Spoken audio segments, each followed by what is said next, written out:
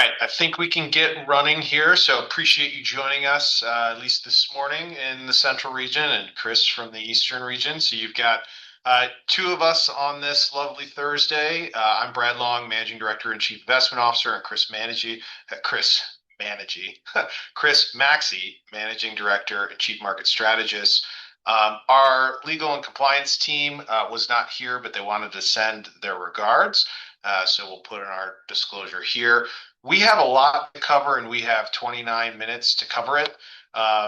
There's plenty going on, not just in the first quarter, but around the globe. And so we're going to do a bit of a review mirror here on the first quarter, key themes, what's going on in markets, how that's impacting your portfolios. Ultimately, will lead into a couple of things that are driving markets right now. Chief and probably headline among them is Iran, and then we're going to talk about private markets as well. Plenty of headlines and further discussions there. As always, if you have any questions, drop them in the chat queue. Because we have a fairly short period of time here in 30 minutes, we will try to address them throughout. If we don't get to your questions, don't worry. We'll be able to come back. And if we don't hit it at all, reach out to your consultant and they can easily follow up with you on additional context and what is needed. So with that, we will dive in and we'll start kind of in the rear view mirror here on the first quarter. So as you can see, first quarter results, basically nothing happened. It was a pretty sleepy first quarter. Markets were pretty much flat. Well, just kidding. While that is mathematically true on some of these, we're showing kind of core bonds at 0 and international at -1 and US small cap 90 basis points. The manner in which we got here obviously was quite different. We started the year very strong in January and February. Markets were off into the races. And then we met March. February 28th is the day Operation Epic Fury began. And markets, started the year by climbing the hill. The light blue line here in emerging markets, topping up around 15% right before we engaged in the military conflict in the Middle East, retracing really their way down to call it flat for the year. So an exhilarating begin to the quarter and still quite a bit of wood to chop left in the year. So there's a lot still to discuss. If we break down, the difference between year to date and March, you can see, the pretty significant and deep blue lines here is what happened from the period of close of February to the end of March. And again, not particularly planned, but February 28th, the Operation Epic Fury began. And so it really captures that period of oil spike and volatility and what has happened in markets.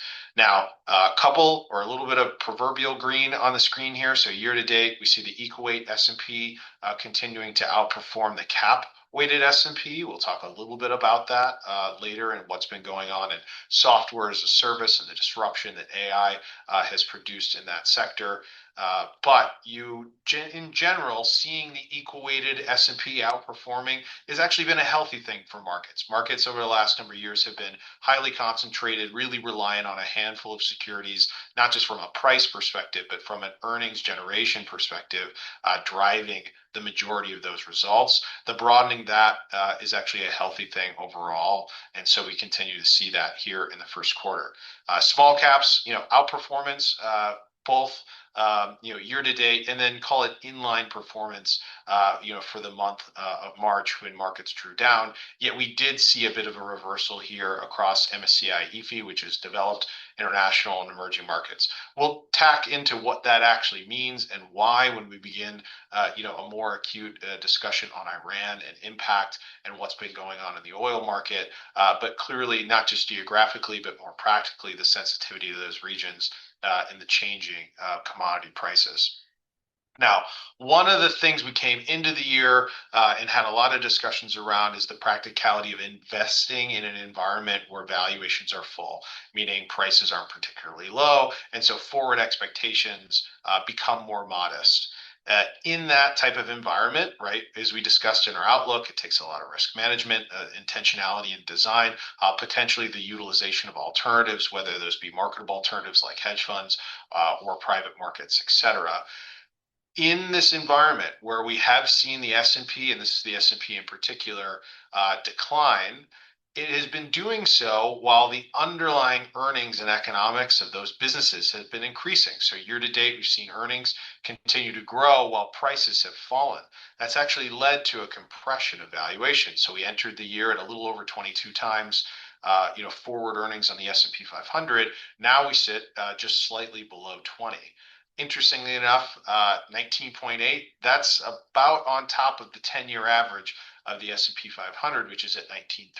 Now, if we expand that view more than 10 years, kind of further out to 20 years, we're still well above average. But this environment in which we're seeing earnings, and we'll talk about this later in greater detail, earnings continue to grow and actually in some instances accelerate while prices have been declining.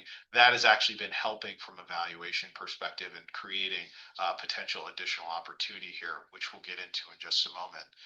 Now, part of the price volatility that we have seen and just volatility in general, here we have the VIX, the volatility index, which is, call it the fear gauge for US equity markets, and the MOVE index, which is the cousin on the fixed income side.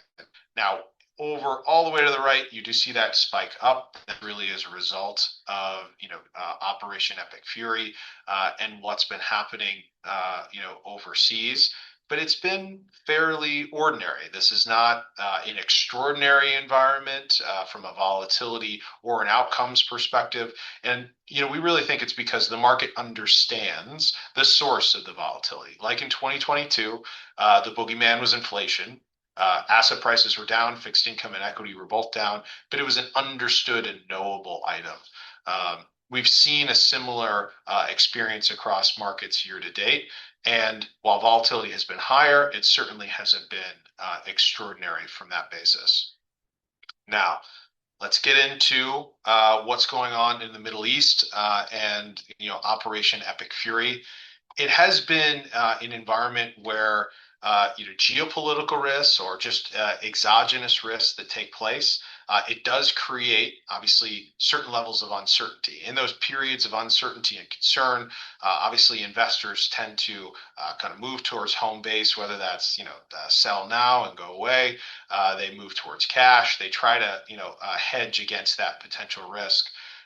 We've seen fits and starts of what's been going on in Iran. For those that may not have been, particularly plugged in over the first quarter, right? The United States, along with Israel, engaged in military operations across Iran, originally with the intent of effectively replacing the regime. That goal line has been moving somewhat over the course of the last 30 or 40 days, originally from regime replacement to military degradation to enriched uranium removal, and now really almost back to the let's just open up the strait. I think evidence of perhaps the powers that be here between Iran and the U.S., the fact that the goal line has been moving has been difficult here for markets. Now, just this week, we did receive news that we have a 2-week ceasefire that happened, late in the hours of Tuesday, right, Chris? Tuesday night, or is that Wednesday night? I'm losing the days of the week. It's hard to keep track, but that was on Tuesday night. Yeah, so Tuesday night that occurred in markets, showed a lot of upward movement here on Wednesday afternoon. Now we recognize this is all new. It's fluid, and even some of the details here are a little sparse. One of the things that we'd want to call out and just context of the conflict is resolution is important, right? Markets are clearly showing us in price that resolution is important, and not just from a market perspective, obviously a humanitarian perspective. We hope and expect or want, resolution quickly. Now, as we look at what was discussed or agreed to on Tuesday night, and we roll into reality, there's still a lot of wood to chop here. If we actually look at what has been reported, again, not through official channels, but through Associated Media, Iran had put out a 10-point doctrine to say, here is what we would need to accept a more permanent ceasefire. We're not going to read all of these, but calling out some of them individually and just by kind of contrast to the United States' current positioning, an end of war against all axis of resistance. The United States has effectively rejected that, withdrawing U.S. combat forces from the region. That has been a long-standing basis of which the U.S. Has been unwilling to take. The right to enrich uranium and develop a nuclear program, that has been kind of an unambiguous and explicit objective to halt or at least thwart that objective for many decades. So while ceasefire is wonderful and incrementally moving in the right direction, I think there still remains a lot of wood to chop from there, to where we want to go towards more permanent resolution, opening of the strait. So there is, still quite a bit to get our arms around from an actual, de-escalation in Iran. So as we think about this period of time in which, the manner and the time of which we de-escalate is unknown, we think it's important to unpack some of the underlying components of what's really going on. How exposed is the U.S. economy and the global economy to the events in the Middle East versus maybe what some of our perception would tell us or intuition would tell us. So, Chris, why don't you help us kind of walk through some of those components and what it's actually meaning in markets today? Yeah, thanks, Brad. So there are a lot of important lessons that we've all learned collectively in our investment careers, but one of the most important is that behaviors oftentimes dictate perceptions and reality. There's an interplay between those three things. When you think about where U.S. oil imports come from, one of the perceptions that have been built over the years is that the Middle East is a very important partner in our sourcing of energy and oil specifically. So there was a survey that happened in early 2025, which you're seeing right here. People were asked, where do you think the U.S. sources its oil imports from? And the average individual thought that it was Saudi Arabia first and then Canada second. So people felt that Saudi Arabia was our number one trade partner. And based on the headlines, you would think that that is true. When you look at the reality of what's happening, however, Saudi Arabia winds up being about 4% of our oil imports, relative to Canada and Mexico, which represent three-quarters of all the imports that are coming into the U.S. So a question that has been coming up a lot in recent weeks is why isn't the U.S. equity market down more? Isn't the rise in oil and energy prices having a big impact on the overall economy? Isn't that something we need to be worried about? Well, the U.S. is in a very unique position relative to most countries, and it's because of those trading partners that we're working with, but also what you're seeing here. When you're thinking about discussions around the Strait of Hormuz and where the oil is headed, it by and large heads east as opposed to west. So as you can see here, going back to 2020, and you can take this data back much, much further, oil that's flowing through that strait and through that passage is going to China and India. It's going to Japan and South Korea. It's much less so headed in the direction of the United States. And if anything, when you look at where the US is today, not only are we importing less and importing less from sources such as the Middle East, where we might feel this impact more acutely, but we're also becoming energy independent, and we have sources of energy coming out of the U.S. shale in Texas and elsewhere, that have been quite robust. Now, what I do think is important, though, as we step forward and you're thinking about the prices on a spot basis, we are reading tons of headlines that are telling us oil prices are up a lot. Isn't that a really bad thing? Well, oil prices are up a lot in the near term, in part because there is this supply issue, where how are we going to derive all the supply that we need, not only in the U.S. but around the globe? So what you're looking at here is what is the pricing for oil over the next 30 and 60 days versus what the market is pricing oil at in 9 months and 12 months and beyond. And right now, we have one of the largest dislocations on record of near-term oil prices being higher than those over the long term. And what this tells us is, yes, there is a supply issue here over the next couple of weeks and months, but the market anticipates that that's going to be resolved as we look out 9 months, 12 months. And this is why those market impacts have been muted or perhaps not as pervasive as would have been assumed, and the overall economic impact has been manageable. Now, the good news as we think about the economy, when you move beyond where energy and oil and the geopolitical events are taking us, there is still a lot of economic strength on the next slide. And one way for us to see that, a very simple mechanism, is by looking at what's called the Economic Surprise Index. The Economic Surprise Index measures what are the economic data reports coming out at on a reported basis versus what economists were forecasting. When the numbers are above zero, it means that the hard data, the real data, the reported data is surpassing economists' forecast. And what you're seeing here is that going back to the fall of last year, economic data has very consistently beaten forecast for month after month after month. And this is capturing retail sales, it's capturing inflation data, non-farm payrolls. It's looking at the totality of what's going on in the U.S. economy.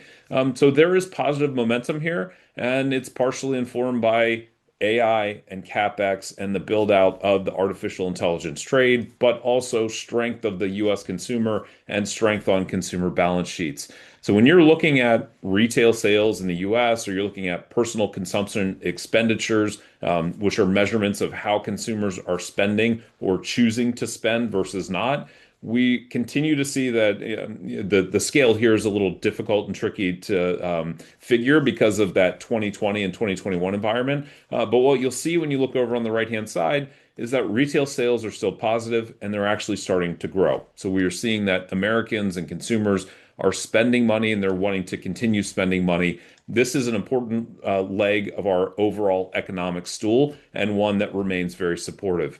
The other is that as you shift gears to corporate America, we currently see that manufacturing activity is on the way back up, and we also have services activity that's on the way up, meaning that both of those are accelerating and gaining a bit of momentum. Look over at the far right-hand side when you look at that dark blue line. Manufacturing activity has been in contraction for a number of years after the COVID reopening environment. And contractions measured by numbers below that line, that demarcation line of 50 there. When you go above 50, it's a sign of expansion. We finally see that the manufacturing sector is expanding. And when that's happening in conjunction with the service sector, that provides additional support for the overall economy. So there are very positive things happening here as you disconnect that geopolitical risk from what's happening inside the US on a real economic basis. Now, one last thing that I'll point out before we take a look at the bond market is how do geopolitical events transpire and tend to manifest as you look forward? There's a lot of events here, a lot of squiggly lines. This is not designed to be an easy to interpret chart because we do want to capture a number of different events that have happened, going back to September 11th, looking at the Brexit vote, and then stepping through all of those other events here. We also included the Iranian conflict, and what you see is that this is following a very similar path to all of those other events. The biggest question that investors have is, okay, that's fine. In the near term, not much impact. But when you look out to that day number 400, which is 400 trading days, there's a wide range of outcomes here. So what gives? What's happening is that the economy eventually comes back into focus and the corporate fundamentals come back into focus.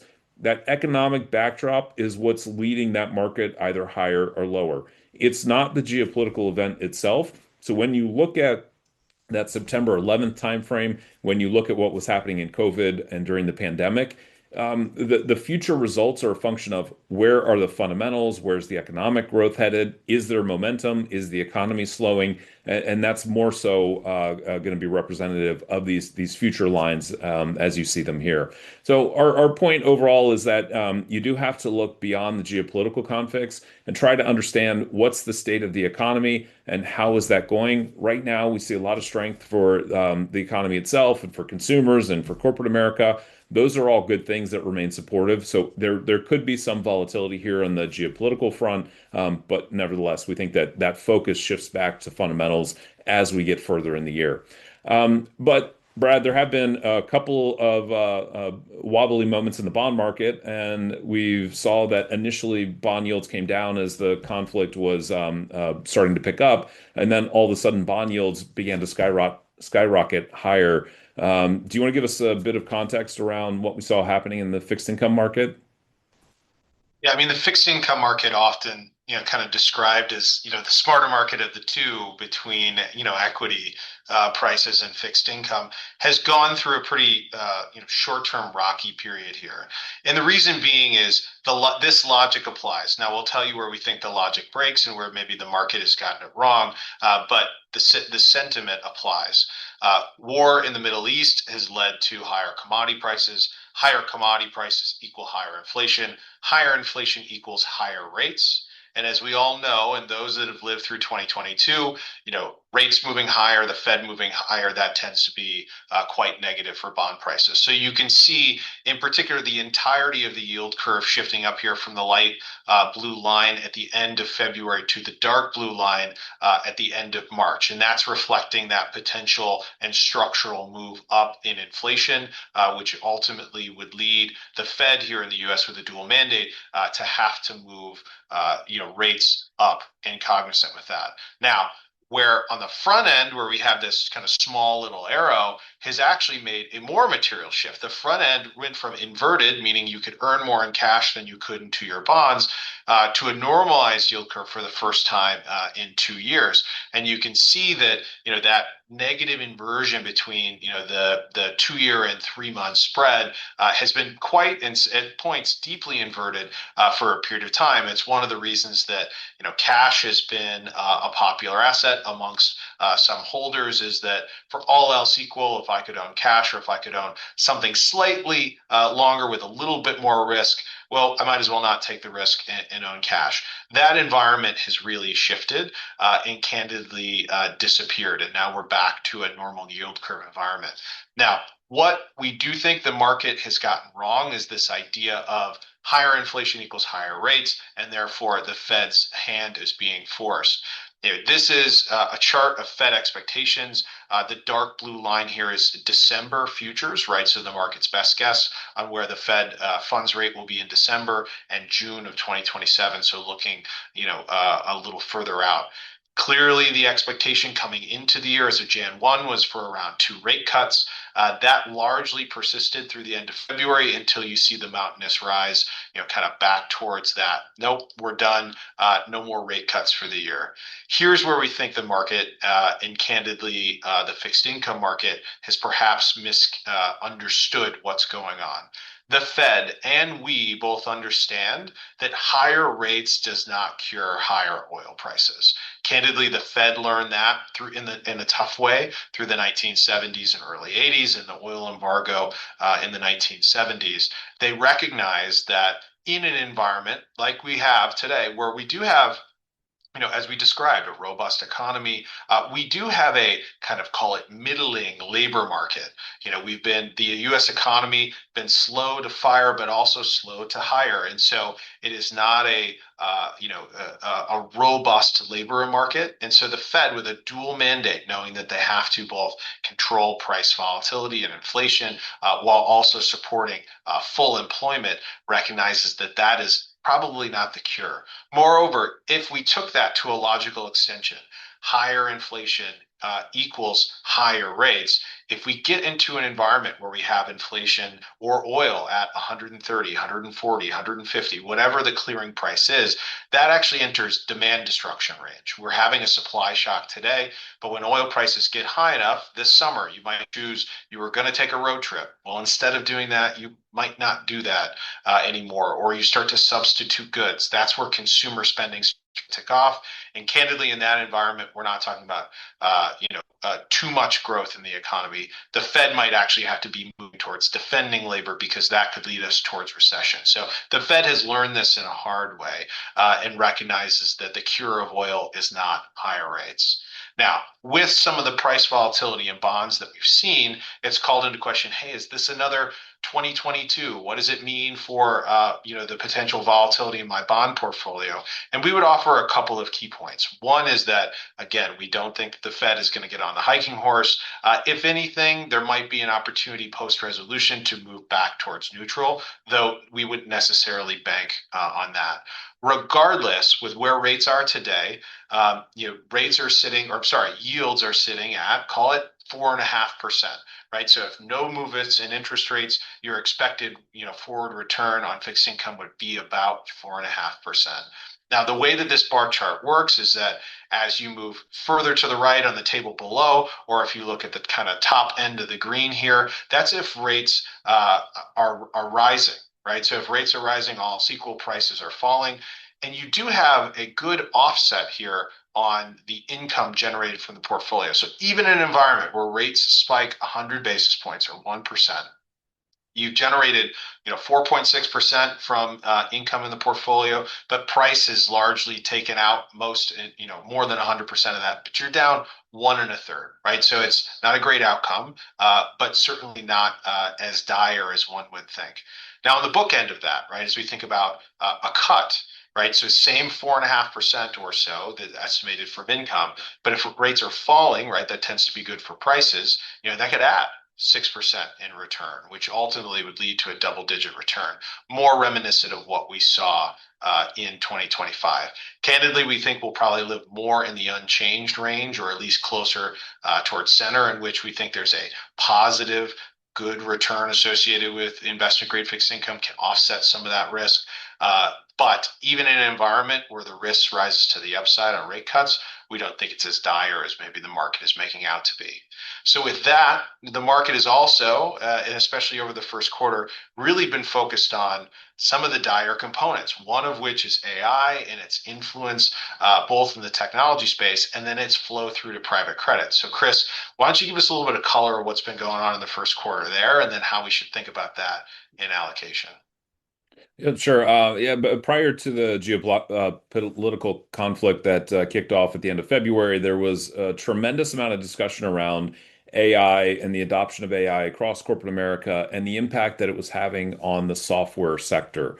It reached the point where people were calling this the SaaS apocalypse. We're also seeing here that we're going to call this the soft apocalypse, meaning that for software companies, they are having a bit of an apocalyptic moment asking what is the existential future? What does that look like? It's evolved so quickly and rapidly that what you're seeing here is that historically, software companies traded at a 50% valuation premium to the broader market, meaning the S&P 500. So they traded with a valuation closer to 30 or 35 times on a price to earnings basis, whereas the broader market, as you can see here, is around 20 to 21, 22. That valuation disconnect has completely disappeared since the fall of last year.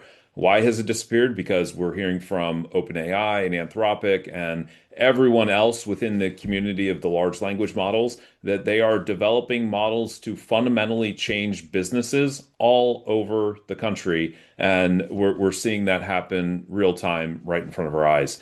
That's a very serious question as to what's going to happen. I would share one data point, though, that I think is quite interesting. That data point is that the number of job openings for software developers in this country is on the way up, not on the way down. So as you're looking at the software sector and asking the question, what's going to happen to it over the years ahead? It feels like more of a displacement moment as opposed to the existential threat question that software developers are going to move in-house at firms like Wellspire. Perhaps we become a bit less reliant on some of our external software providers, and we look internally to begin building out those capabilities. That's still going to require us to have a software developer, right? As good as Brad and I think we might be at using a computer, I can assure you it's not as good as somebody that is deeply steeped in that technology on an everyday basis. But this is starting to impact the private credit market, and that's where headlines have also shown up as we go back to beginning of the year. What we would say is, why is the private credit market receiving more attention? It's simply because one of the businesses they lent the most to over the recent economic cycle was software. So you can look on the right-hand side here, and what you're going to notice is that the private credit industry at large has about 25% of its assets lent to the software sector. And so this is an important part of understanding why are the headlines there? Well, there are a few structural reasons that we don't quite have time to get into today, but it's also because of that exposure to the software sector.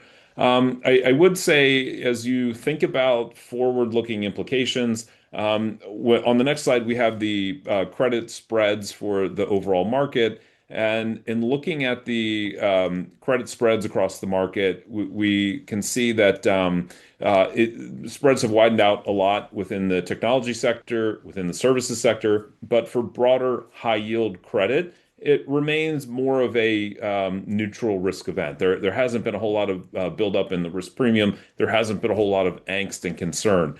Now, if you had taken this time series much further back, go back to the 90s, go back to the early 2000s, yes, there is a bit of risk being priced into that software sector. But when you look on the next slide, what you'll notice is that there is still a pretty long timeline and horizon ahead of us for the issues that are in the headlines to be worked out. So, software has maturities over the next 2 years that are going to be about 50% of the sector. So 50% of debt within the software sector is going to mature in these next 2 years. Leveraged loan market, that's roughly 11%. Now, that's important because those deals are going to begin to get negotiated ahead of time. It's not going to happen on an as of date when the maturity happens. And that is happening right now. We've heard a lot of questions about maturity walls and debt cycles in prior years that turned out to have fixed themselves. Those maturity walls pushed further into the future. And I would anticipate that we're going to have a similar outcome and event right now as we look back in 2 years' time. So, yes, there are questions, there's existential threats, there's things that we need to be aware of. But when you're reading the headlines for private credit relative to what's going on in the software sector, we think this is going to be more of an evolutionary moment as opposed to an existential moment. We could spend the next 5 hours talking about this, but unfortunately, our time doesn't quite allow for that. Brad, I'll hand it back to you to wrap up and then see if there's any questions.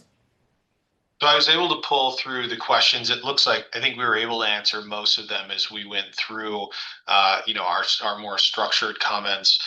In conclusion, right? If we were or thought warranted recommending a change in portfolios as a result of recent volatility, you obviously would have heard from us well in advance, and we would have already done so. So we believe the portfolios candidly are well positioned to weather this environment. Obviously, the war in Iran, from a humanitarian perspective, we would love to see conclude in very short order. But from an economics perspective as well, we think that the current administration, with the midterms coming up and the topic du jour being affordability, they're highly motivated to seek resolution, really get kind of the gas pump prices back down, leading into the midterm elections. And moreover, we feel like the economy has offered a bit of a window here in which we can seek structural and reasonable resolution without needing to rush to conclusion. But that's not an unlimited shot clock, right? It has to be done, and we think it can and is likely to be done in short order. But the economy is giving us a bit of breathing room, and we have some room to go, as we mentioned. The original 10-point plan, there was quite a bit of space there. Interest rates volatility is going to be highly correlated with that idea of oil pressure, inflation. We think that concern is perhaps overdone, and we believe the Fed also recognizes that the cure to higher oil prices is not higher rates. And if anything, the Fed will stay pat for a period of time as transition of chairmanship happens to Kevin Warsh. Maybe we see more towards either staying where we are or maybe moving lower, but less likelihood of what the market has been pricing in of material risk to rising prices. So we appreciate the time. We promise to stuff a lot into a 30-minute window, and we have. If there's any questions we haven't gotten to, as always, feel free to reach out to your advisor or consultant. We're happy to follow up after, but we appreciate you carving out a little bit of time for us right around lunch. And as always, we'll be back next quarter for more color and context. But in the meantime, thank you so much for joining us. We appreciate you joining.